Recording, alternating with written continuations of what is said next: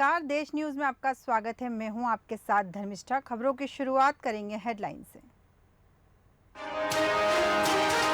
चांगचुंग link से आपका क्या रिश्ता है? यह राष्ट्रीय सुरक्षा का मामला। राहुल गांधी ने अडानी पर लगाए गंभीर आरोप।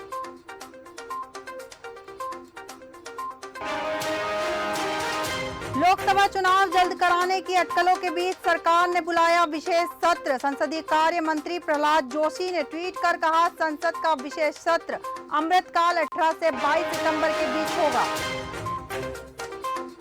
शिवराज में सुरक्षित नहीं महिलाएं। सागर में बीजेपी मंत्री के गुर्गों ने महिला को बेरहमी से पीटा। महिला के साथ बेरहमी से पिटाई का वीडियो वायरल। लोकसभा चुनाव से पहले कांग्रेस ने दिल्ली में किया बड़ा फेरबदल। दिल्ली कांग्रेस के नए अध्यक्ष बनाए गए अरविंदर सिंह लवली।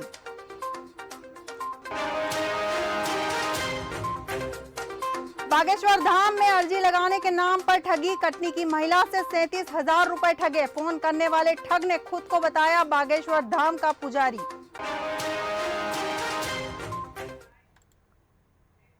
अब खबरें विस्तार से। विपक्षी दलों के गठबंधन India national development inclusive alliance INDIA की तीसरी बैठक आज से मुंबई में शुरू हो गई। यह बैठक 2 दिन 31 अगस्त व 1 सितंबर तक चलेगी। शरद पवार ने कहा कि बैठक में 28 पार्टियों के करीब 63 नेता शामिल होंगे। बैठक शुरू होने से पहले शाम 5 बजे राहुल गांधी ने प्रेस कॉन्फ्रेंस की। इसमें वे अडानी मुद्दे पर बोले।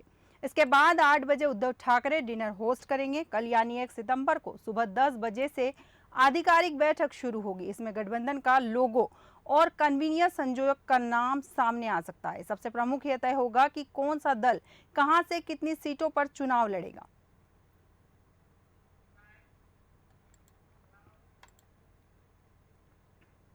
केंद्र की मोदी सरकार ने चौंकाने वाला फैसला लेते हुए 18 से 22 सितंबर के बीच संसद का विशेष सत्र बुलाया है। केंद्रीय संसद मंत्री प्रहलाद जोशी ने एक्स पर पोस्ट में जानकारी दी। इस सत्र में 5 बैठकें होगी। इसे अमृतकाल सत्र कहा जाएगा। हालांकि सरकार ने अभी विशेष सत्र का एजेंडा स्पष्ट नहीं किया है। अमृतकाल के समय में होने वाले इस सत्र में संसद में सार्थक चर्चा और बहस होने को लेकर आशान्वित हूं। हालांकि उन्होंने यह नहीं बताया कि विदेश सत्र बुलाने के पीछे क्या वजह है। बीजेपी के तमाम नेता और संसद सचिवालय के सूत्र भी अब तक संभावित एजेंडे पर चुप्पी साधे हुए।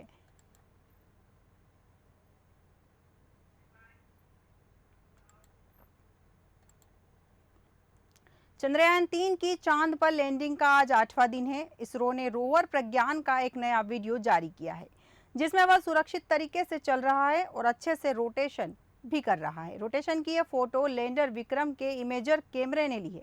चंद्रयान 3 ने चांद पर पहुंचने के 5वें दिन यानी 28 अगस्त दूसरा ऑब्जर्वेशन भेजा। इसके मुताबिक चांद के साउथ पोल पर सल्फर की मौजूदगी है। इसके अलावा चांद की सतह पर aluminium, calcium, iron, chromium, titanium की मौजूदगी का भी पता चला है। इसरो के मुताबिक चंद्रमा की सरफेस पर मैग्नीज, सिलिकॉन और ऑक्सीजन भी मौजूद है, जबकि हाइड्रोजन की खोज जारी है। प्रज्ञान रोवर पर लगे लिप्स पेलोड ने यह खोज की है।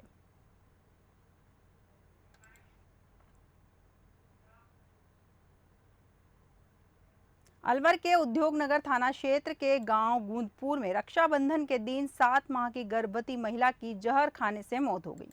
पीहर पक्ष ने ससुराल वालों पर जहर देकर हत्या करने का मुकदमा दर्ज कराया है। अब पुलिस मामले की जांच में लगी हुई है। भरतपुर के कुम्हेर थाना क्षेत्र के गांव ठहरावत निवासी मीरा देवी का 2 वर्ष पहले अलवर के उद्योगनगर थाना क्षेत्र के गुंदपुर निवासी पुष्पेंद्र चौधरी के साथ विवाह हुआ था। वहीं परिजनों का आरोप है कि शादी के बाद से ही उसके साथ दहेज को लेकर मारपीट की जाती थी। दहेज की मांग और मारपीट से परेशान होने के बाद यह घटना हुई है। इस पूरे मामले में पुलिस का कहना है कि प्रारंभिक जांच में महिला की जहर खाने से मौत हुई है। अब पीहर पक्ष ने रिपोर्ट दी है कि जहर देकर मारा गया है। इस आधार पर पुलिस जांच करेगी।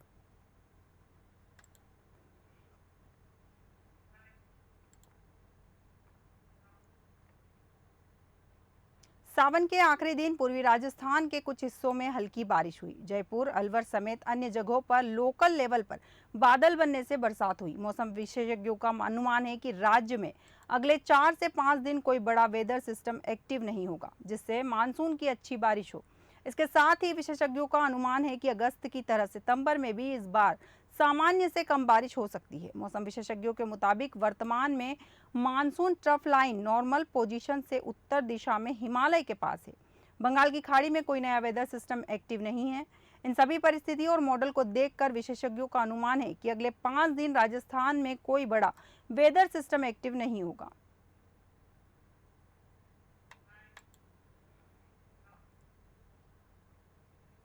जयपुर में बुलेट बाइक सवार बदमाशों ने ट्रक ड्राइवर से लूट की वारदात की। एक बदमाश ने जेब से चाकू निकालकर ड्राइवर के गले पर लगाया और धमकाया, पैसे दो नहीं तो मार दूंगा। बदमाश ड्राइवर से हजारों रुपए नकदी और पर्स लूट कर फरार हो गए। मानसरोवर थाना पुलिस ने सूचना पर नाकाबंदी करवाई, लेकिन बुलेट बाइक सवार लुटेरों को सुराग नहीं लगा। पुलिस ने एफआईआर दर्ज कर बदमाशों की तलाश शुरू कर दी है। पुलिस कंट्रोल रूम की सूचना पर मानसरोवर थाना पुलिस मौके पर पहुंची। नाकाबंदी लगाने के बाद भी बुलेट बाइक सवार बदमाशों का पता नहीं लगा।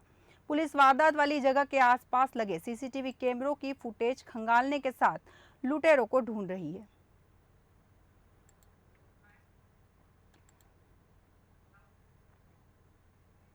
बंद मकान के ताले तोड़कर चोर लाखों रुपए के जेवरात और नकदी चोरी कर भाग गए। युवक अपनी ड्यूटी पर गया था और उसका परिवार गांव गया हुआ था। ड्यूटी से वापस लौटने पर ताले टूटे मिले। सीकर के उद्योग नगर इलाके में जलधारी नगर में रहने वाले बाबूलाल जाट ने पुलिस को बताया कि 29 अगस्त को उसके बच्चे स्कूल की छुट्टी होने के चलते गांव गए हुए थे। वहीं नाइट ड्यूटी होने की वजह से रात 8 बजे से 9 बजे तक कोर्ट में मालखाना गार्ड की ड्यूटी पर था। जब वह ड्यूटी से फ्री होकर घर आया तो मेन गेट के दरवाजे का ताला टूटा हुआ मिला। साथ ही अंदर अलमारी के लॉकर भी टूटे हुए मिले, जिनमें रखे सोने के कड़े, चेन, 2 लाख रुपए की विदेशी करेंसी, सोने की चेन और अंगूठी सहित अन्य सामान गायब मिला। फिलहाल उद्योग नगर थाना पुलिस ने मौका मुआयना कर जांच शुरू कर दी है।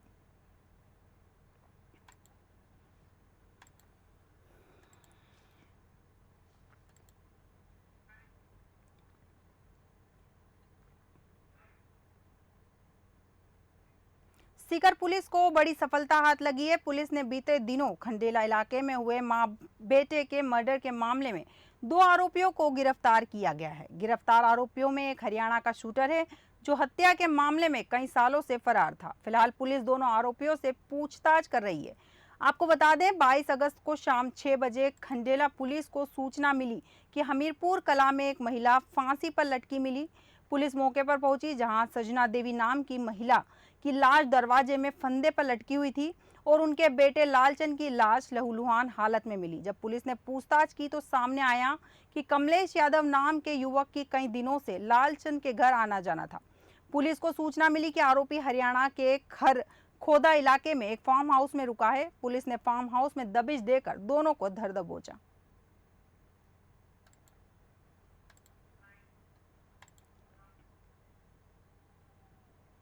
अक्सर बहनें अपने भाई के लिए भगवान के आगे प्रार्थना करती है। भाई की खुशी और उसकी लंबी उम्र के लिए वह भगवान से दुआएं मांगती है। लेकिन तब क्या हो जब एक बहन ईश्वर से ही भगवान की लंबी उम्र और उनकी खुशियों की कामना करे। ऐसा ही एक मामला पटना के महावीर मंदिर में देखने को मिला है, जहां एक बहन ने एक पत्र लिखकर भगवान महावीर की लंबी उम्र और खुशियों की प्रार्थना की है। इसके साथ ही बहन ने अपने भाई महावीर के लिए एक प्यारी सी राखी भी भेजी है। पटना के महावीर मंदिर में हर हफ्ते दान पेटी में आए चढ़ावे की गिनती की जाती है। जब दान पेटी खुला तो उसमें से ढेरों चढ़ावे निकले, लेकिन इन सब के बीच एक चिट्ठी भगवान के लिए एक बहन के द्वारा भेजी गई। इसमें जय श्री राम की एक प्यारी सी राखी और छोटी बहन का बड़े भाई को प्यार से लिखा हुआ एक पत्र था, जिसे देख चढ़ावे की गिनती में बैठे लोग भी भावुक हो गए।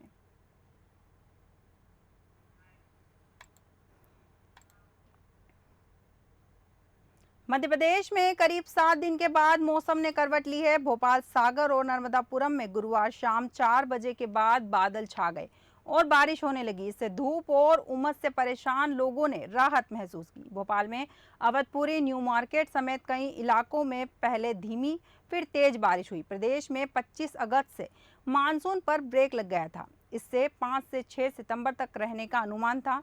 सीनियर मौसम वैज्ञानिक डॉक्टर वेद प्रकाश सिंह ने बताया कि 1 से 2 सितंबर से ही पूर्वी हिस्से में मानसूनी एक्टिविटी शुरू हो जाएगी। हालांकि गुरुवार को प्रदेश के कुछ इलाकों में बारिश हुई है। इससे पहले प्रदेश के कई शहरों में गर्मी का असर देखने को मिला।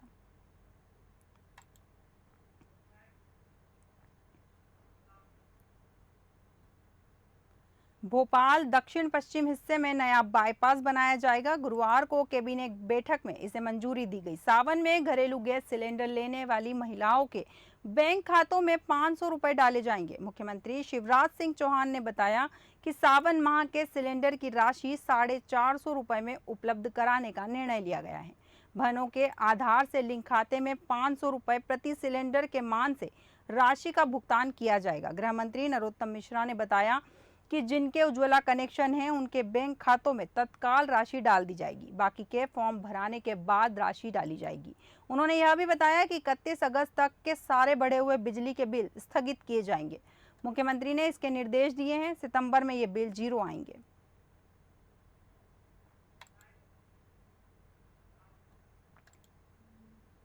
ग्वालियर पुलिस ने विधानसभा चुनाव से पहले अवैध हथियार की तस्करी करने वालों पर एक बड़ा एक्शन लिया है। शहर में अवैध हथियारों की खरीद फरोख्त करने वाले 5 हथियार तस्करों को पुलिस ने गिरफ्तार किया है। इनके पास से .32 बोर की 6 पिस्टल, 3 जिंदा कारतूस, 315 बोर के 6 कट्टे बरामद हुए हैं। क्राइम ब्रांच की टीम ने शहर के अलग अलग स्थानों से इन बदमाशों को पकड़ा है। पुलिस अब पकड़े गए तस्कर से पूछताछ करने में जुट गई है। पुलिस अफसरों का मानना है कि पकड़े गए तस्कर से कई अहम जानकारी व उनके साथियों के बारे में पता चल सकेगा।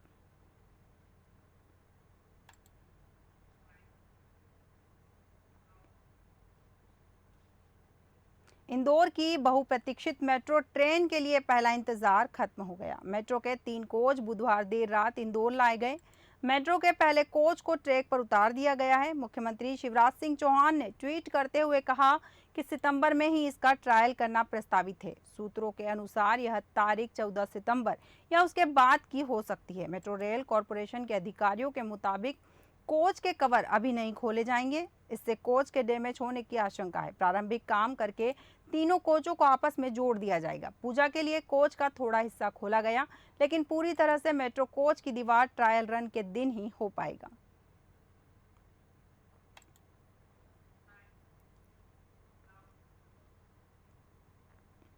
राजधानी समेत राज्य के कई शहरों में डेंगू के मरीज लगातार बढ़ने के साथ ही निजी अस्पतालों में इलाज का घोटाला भी शुरू हो गया है। आयुष्मान और डॉक्टर खूबचंद स्वास्थ्य योजना में डेंगू मरीज के इलाज का पैकेज है, यानी खर्च सरकार उठाती है। प्राइवेट अस्पतालों ने मरीजों के फायदे की इस स्कीम को कमाई का जरिया बना लिया है।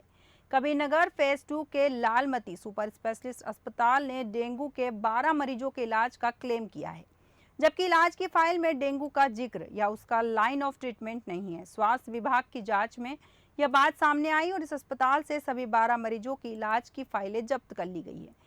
प्रदेश में अब तक 10,000 से ज्यादा संदिग्ध मरीज मिल चुके हैं। स्वास्थ्य विभाग ने अब तक 103 जांच किट मेडिकल कॉलेजों के लिए जारी किए हैं।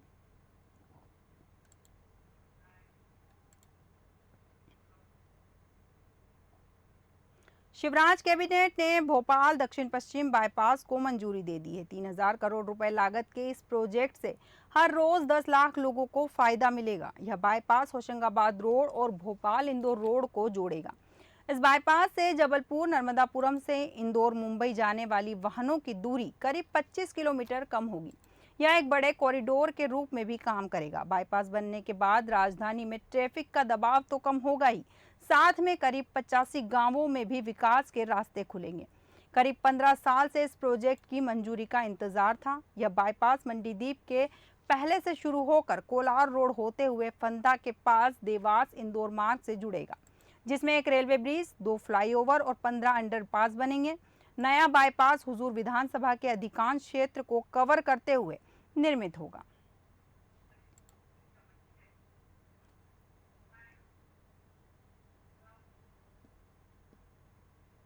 खबरों में फिलहाल इतना ही। आप बने रहिए देश न्यूज के साथ। नमस्कार।